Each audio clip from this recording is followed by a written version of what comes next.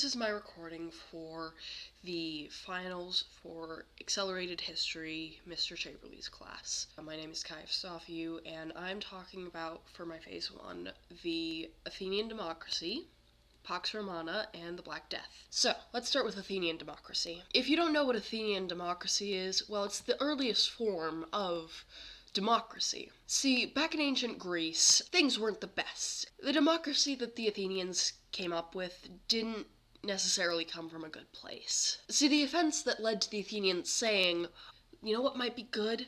Allowing all citizens to have a say in the law that governs them, was not good event. So let's take a look at exactly what happened.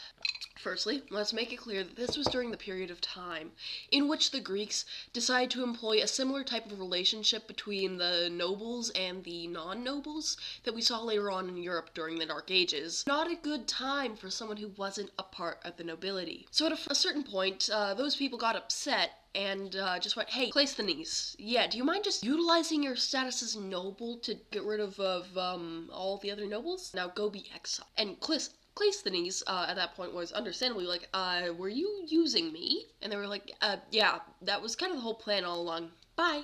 And that was that. They actually erased his contributions to Athenian democracy from so many of the records. So a lot of people don't even realize that the democracy that we value so much today was created mostly by Cleisthenes, and that the Athenians just sort of stole everything that he did. They proceeded to use his ideas for the next couple of centuries, whilst not giving him any credit for his works. The reforms that Cleisthenes enforced were more thorough and more effective than any of the other forefathers of democracy. He instituted a lot of beneficial changes, including creating the Council of 500 instead of 400.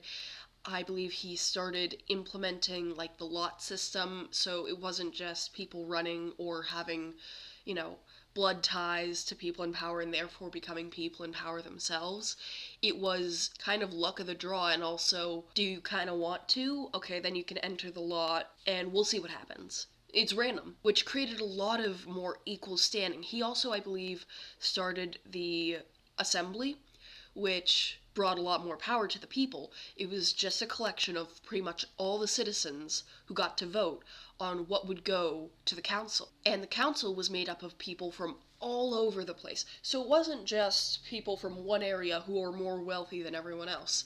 No, people were divided into 3 different groups, and then those 3 groups were subdivided into each specific area that people lived in. And in those areas, people would send up their representatives to the lot, and the lot would get drawn, the person would get chosen, and they would become one of the Council of 500, meaning that everyone was essentially equally represented in the system. Well, almost everyone. The slaves weren't. What a lot of the Athenians did, the Council of 500 was changed every year. So every year, 500 new people were selected, and every year they would get a review to see whether or not they would be paid, because in the time of Pericles, they would actually start to be paid for doing political work. And so it was constant checks and balances. Everyone was kept in check because no one wanted to lose their paycheck. My next point is about the Pax Romana. The Pax Romana is a period of peace and rebuilding and reformation in ancient Rome. It was marked by the ruler Augustus, who had ascended to power after overthrowing his corrupt uncle. Pax Romana was also a time of extreme economic growth. See, what Augustus did was he not only shifted, who was dealing with the laws and stuff, he shifted it from nobles to bureaucrats, who could be elected officials, people who were highly educated. But on top of that, it was also a time of economic growth because of the fact that he was constantly reinvesting into the people. He wasn't just saying, let's have a new group of people making the laws. It was also, let's reinvest into farmland, let's reinvest into trades, let's reinvest into our people. But also, he did do some conquering, which was also Rome's main source of income at the time. Augustus also made sure to pay artists a lot for their work. Didn't want a time of war. He wanted to give the empire time to rebuild. He wasn't a half-bad ruler. But on that note, I think it's time to move on to the Black Plague. If you don't know what the Black Death or Black Plague is, the Black Death is something that was extremely devastating. It happened during the midst to end of the Dark Ages and actually facilitated the ending of the Dark Ages by a lot. Incredibly deadly disease. It was mainly transmitted through the tails of rats because a lot of the lice would crawl onto there, latch in, and just stay there. And the mice were brought back from east around China to Europe by trade ships. And people didn't realize it until it was much too late. So what they thought the Black Plague was, in one doctor's words exactly, was instantaneous death occurs when the aerial spirit escaping from the eyes of the sick man strikes the healthy person standing near and looking at the sick. Meaning that they believed there to be spirits inside the body that was killing the person off, and all you had to do to get it was look at a sick person who was dying. If I remember correctly, approximately a third of Europe's population at the time died. Because to avoid the Black Death, all you had to do was isolate yourself and surround yourself with holy fire. See, what actually was going on was the fire kept away the bugs. So you couldn't get sick because the bugs weren't going near you, and only the nobles could afford it, because the peasants didn't realize it was just fire that they needed to help them. A lot of people were left disfigured, and there were very few people left afterwards. So this actually caused a positive effect on the peasantry of the European countries, because they were suddenly able to ask for a lot more for their services. The nobles needed their labor because they didn't know how to work. So the peasants were able to essentially create another class entirely, a fourth class. So instead of there being the nobility, the clergy, and the peasants, it was the nobility, the clergy, the middle class, and the peasants. So that's all that I have on the Black Death, and so now we're starting on phase 2, religions. I chose to talk about Buddhism and Catholicism for my two religions, mainly because I have a lot of experience with Catholicism, but I also chose to do Buddhism, simply because it's unfamiliar to me, and I thought that would be a fun experience. Starting with Catholicism. Now, if you don't know what Catholicism or Christianity, let me read to you the first line on the Wikipedia page for Christianity. Christianity is an Abrahamic monotheistic religion based on the life and teachings of Jesus of Nazareth. It is the world's largest and most widespread religion, with roughly 2.4 billion followers, representing 1/3 of the global population. What that means is essentially, it is one of the largest religions ever. Because a lot of people love the idea of, we are forgiven for our sins and so we shall go to the good place after we die. But that's not what all Christians believe. And so I am presenting sort of a skeptic's take on Christianity. Christianity is overall a very good religion. It has a lot about being empathetic, caring for those around you, making sure to give what you don't need to those who need it. Let's talk about where it came from. Christianity was originated in Jerusalem. Here's what happened. In approximately 0 BCE, there was this prophecy that was given to a king of Jerusalem, Herod. And the prophecy was essentially, hey, guess what? There's gonna be a kid. He's gonna be born, tonight. He's gonna take over. And he's gonna, usurp you. Because he's the son of God. And Harold was like, no, I'm not letting that happen. So he sent out a decree. And that decree was to kill any newborn born within the next, couple months. Except that decree failed. Because when the time finally rolled around, the baby Jesus was born successfully. He wasn't killed. But he was born in a manger. Which is supposed to be indicative of him being brought up very humbly. So this man, he goes throughout his life thinking he's just an ordinary dude who just is really passionate about the Bible. So he is constantly at the church, or the temple, and he's constantly correcting these theologians. But then he starts doing miracles, he becomes really popular, and eventually the Romans are like, hey, no, we can't have this. And so they execute him. At that point, his disciples gain the Holy Spirit. They decide, you know what, we're going to spread his word throughout the entire world, and they do that. So now we have Christianity, and it's very influential. And a lot of its policies are really, really good. It's talking about loving people around you, don't cheat, don't steal, don't murder. Great message. Except here's the problem. People used it as an excuse to harm others who didn't agree with them. They interpreted God's word as, instead of the quite literal translation or interpretation of, you will go to heaven because I have sacrificed my son to you. It's instead, you will go to heaven if you're a good person, if you follow my rules, and you make everyone around you do the same thing. Then you will go to heaven. But overall, Christianity is a good thing.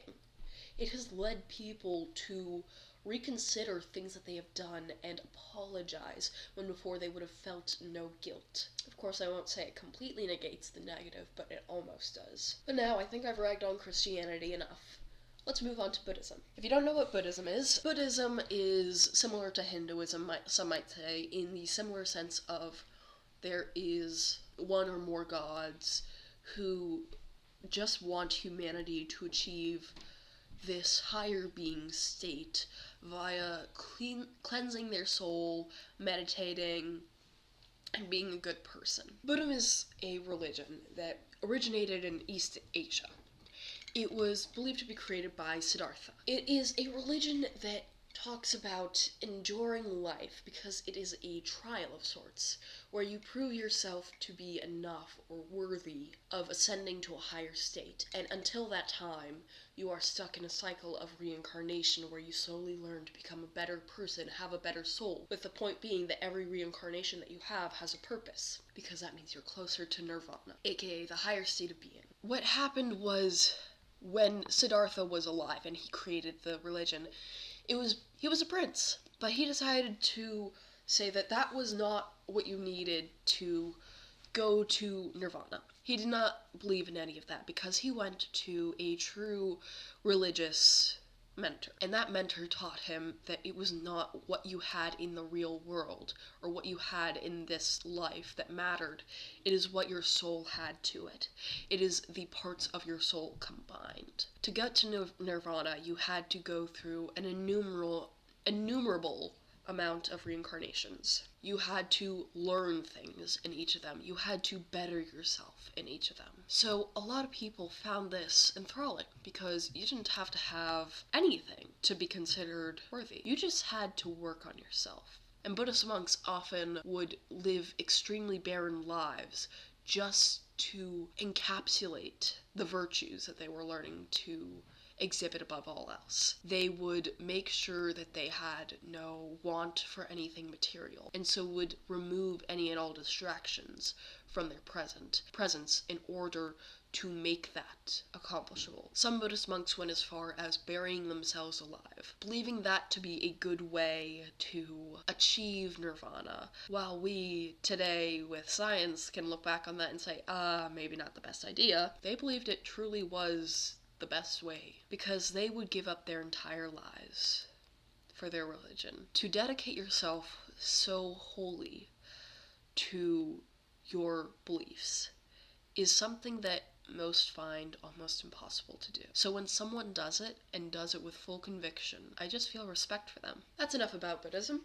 So let's move on to Phase 3. For Phase 3, I'm talking about exactly how the things that I talked about in Phase 1, Athenian democracy, the Pax Romana, Black Plague, how they sort of reflected in modern times. For Athenian democracy, our current day democracy, we still have democracy to this day. A second would be the Geneva Convention, and our third would be COVID.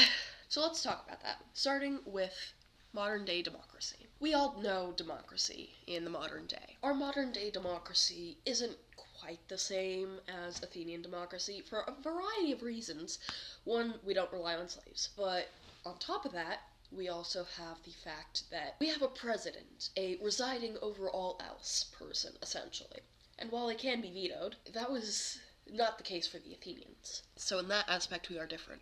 We also don't have a Council of 500, we have our House of Representatives. We don't have the Assembly, we have voting booths.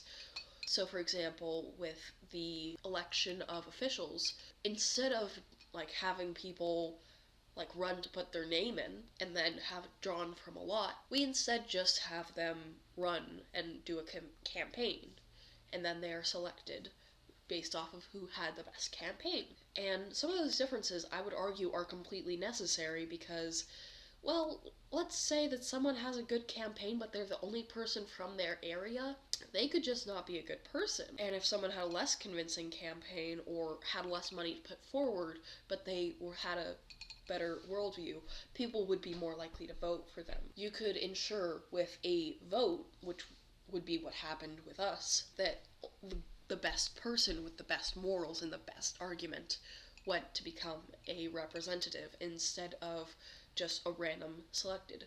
And so from there, let's work on the next subject, the Geneva Convention. The Geneva Convention was essentially peace summit that was held after World War II. So they basically said, okay, we're gonna make sure that these people can't do what they did again. We're gonna make sure there's no more nuclear weapons because that was terrifying and also so devastating to people. And in general, they were just like, okay, these are what count as war crimes, these are what don't count as war crimes, worldwide rules on peace to hopefully keep the peace. And for the most part, they are successful. The Geneva Convention was instrumental in figuring out what was completely immoral to the point of being called a war crime. And it is only thanks to the Geneva Convention that certain types of weapons have gotten completely banned for being as bad as they are. But the Geneva Convention was essentially the Pax Romana, in a sense.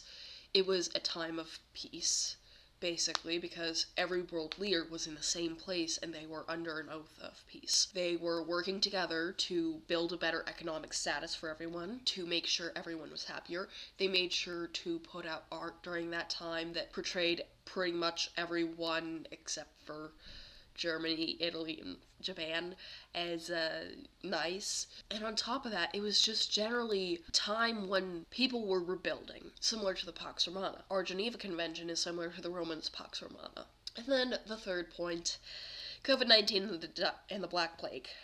Ooh. So these are two very similar things. They're both plagues.